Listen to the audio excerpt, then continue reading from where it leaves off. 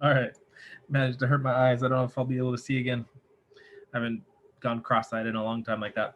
So this is week 5, key terms video. And some of the terms this week are not so much terms as much as just ideas that you'll definitely want to understand, and not as much like just defining a particular word.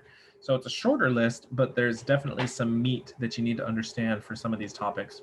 And so this week we're still in the data link layer predominantly of the OSI model, but now we're taking a look at the MAC sublayer. So hopefully you recall that the data link layer is divided into 2 sublayers, and we did one last week. This week is the MAC sublayer, and so you need to know everything that has to do with the MAC sublayer, our mandatory access control.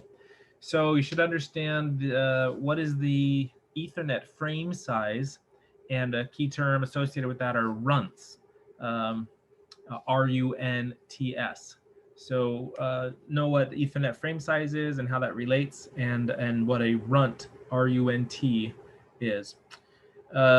By this point, hopefully you've become familiar and comfortable with binary, decimal, and hexadecimal, different notations and ways that we may describe or use to write a number. At least that's the context that we use it in networking. It could be used for more than just numbers, but how we use it in networking. So you should be able to recognize, is that binary, decimal, or hexadecimal? And really, you should be able to convert between those, to take a number that's in decimal and convert it to either binary or hexadecimal or hexadecimal. All right, so any of those combinations, hopefully you should do. You can practice that. Switching methods. What are ways that we can configure switches to send information, such as the store and forward method? That's probably one of the more common ones. But what are those different kinds of switching methods?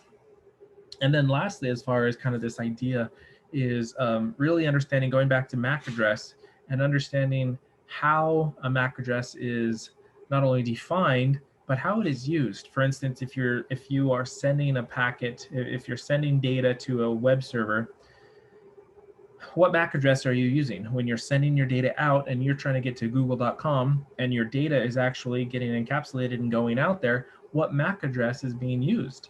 Whose MAC address is that? Is that your MAC address?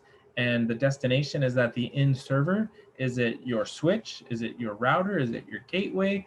What does that process look like? And kind of related to that are those ideas, and we've looked at them in previous weeks, ARP, and also unicast and multicast and broadcast. So understanding those different broadcast, I guess I should say, different communication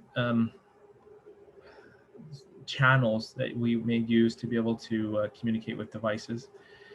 So that's it for this week. Not a lot, again, not a lot of new terms, but definitely some meat and some things to understand there in preparation for your networking background. So thanks. See you later. Aloha.